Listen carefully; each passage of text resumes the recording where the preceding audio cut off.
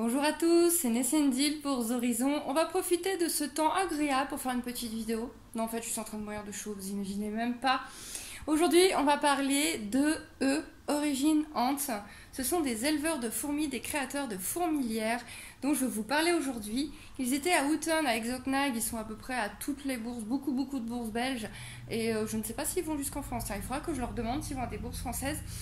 Leur stand était waouh, mais waouh. Et encore là, il faisait trop chaud, ils n'avaient pas pu emmener leur coupeuse de feuilles.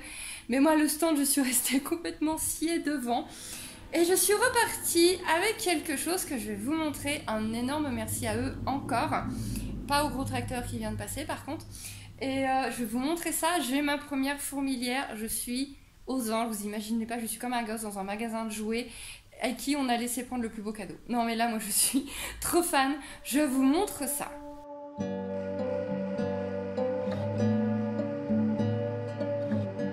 Je suis en train de leur préparer à dîner. Donc vous avez des graines et vous avez un petit mélange qu'ils fabriquent eux-mêmes. Donc certainement à base de graines également. Donc là apparemment elles ont mangé pour très longtemps. Ça c'est l'arrière du terrarium de la fourmilière. Excusez-moi, j'ai terrarium par habitude. Ça c'est l'arrière de la fourmilière. Donc là vous avez le bac d'eau. La réserve d'eau, pardon, faut que je parle fourmi. Ne parle plus terrario, parle fourmi. Donc vous avez la réserve d'eau, pour le moment elle est remplie parce que ça va devoir boire. On m'a dit que ça devait boire jusque là. Bien boire, donc là je commence seulement à le remplir. Et donc le reste du temps, c'est comme ça. Et quand vous voulez observer vos fourmis, c'est aimanté, vous avez juste à faire ça. Et là vous allez voir toutes vos fourmis dans les galeries. Mais regardez-moi ça, comment c'est beau quoi. Donc moi j'en ai pris une, désolée pour les reflets.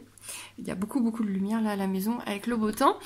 Moi j'en ai pris une rosée parce qu'en me disant que bah, c'était girly, que ça allait bien à la maison, à côté de mon bureau et puis que ma fille regarderait que plus. Mais il y avait plein d'autres couleurs. D'ailleurs je vais vous le retourner dans l'autre sens pour vous montrer la déco.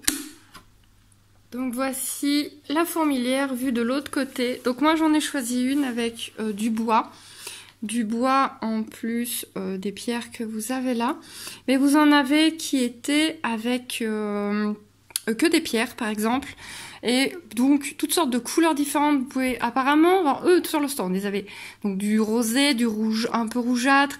Ils avaient du marron, du couleur sable, du couleur gris.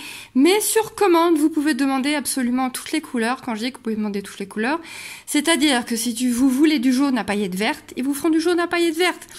Vous voulez du rose à paillettes argentées, comme Lee a proposé, vous aurez du rose à paillettes argentées. Donc n'hésitez pas, à première vue, ils peuvent vraiment faire la déco et la couleur sur demande. Donc ça c'est d'autant plus top. Donc le petit point de mousse, le petit point blanc là-bas, donc visiblement il faut que j'humidifie, ça va faire de la mousse. Et voici... mes fourmis, ma première famille, ma première colonie de fourmis. La reine est là-bas dans le fond, elle a eu très chaud dans la voiture. C'était totalement indépendant de notre volonté, mais alors on est rentré d'expo en canicule. Elle a eu très chaud là, mes mères, mais ça a l'air d'aller. Tout à l'heure elle bougeait normalement. Ah vas-y, fais le point, ça d'enregistrer sur un téléphone. Donc voici ma toute première colonie, donc des Mésor barbarus. Idéal pour commencer, j'ai pas cherché compliqué, j'ai pris vraiment au mieux pour commencer. Et donc là, elles ont des graines, elles ont des graines qui ont germé, etc. Donc je pense qu'elles vont être contentes de sortir. Donc comme on m'a expliqué, je vais mettre le tube, je vais enlever le coton et je vais les laisser tranquilles. C'est elles qui vont décider quand elles vont sortir. Mais moi à leur place, j'irai là-dedans. Moi, et tu vas, oui, tu vas faire le point. Moi, à leur place, j'irai là-dedans. Hein. Franchement, parce que plutôt que dans leur tube, ouais. Hein. Et vous iriez où vous iriez dans la fourmilière, je pense. Hein. Ouais. Hein. Et voilà, coton enlevé, petite bête libérée. Je leur ai mis leur pique-nique. Je vois que j'ai mis deux graines à côté. Ça doit pas être bien gras, je peux les ramasser après. Et donc, attendez, je relève ça pour vous montrer. Je vais vous montrer ça aussi. Voilà, j'ai mis le tube ici contre, il est ouvert. Maintenant, c'est elles qui décident de quand elles vont sortir, de quand elles veulent se sentir prêtes à aller dans la fourmilière. Moi, je vais vérifier mon humidité, je vais tenir un petit peu ça au courant. Et voilà, je vais observer tout ça de très près. Je remets mon petit couvercle et regardez comment c'est trop joli. attendez, hop, et regardez, c'est aimanté. Et voilà, et regardez-moi ça, ils mettent des fourmis partout. Mais regardez-moi le souci du détail. Alors c'est con, hein, c'est un détail. Hein. Là c'est pareil. Hop, ici vous avez une petite fourmi, donc ça vous sert hop, à rajouter une aire de chasse ou à une autre fourmilière. Quand la colonie devient très grosse, donc il faut que je mette un petit point de silicone, on m'a dit. Mais regardez le souci du détail, c'est tout con, hein, c'est qu'une fourmi gravée, mais moi j'adore ce genre de petits détails. Je trouve ça super pro, super chic, et donc... Et voilà, et j'ai quand même bien sûr mis autour de l'huile de paraffine, hop, qui est juste là. Ils font aussi une petite huile de paraffine qui vient de chez eux, parce que comme ils m'ont dit, tu vas pas acheter un gros bidon. Donc leur petit mélange alimentaire et les petites graines, parce que c'est vrai que bah ça apparemment elles en ont pour plus d'1 an. Donc vous imaginez si vous achetez un paquet pour perruche, quoi. Vous en avez pour à peu près 10 ans.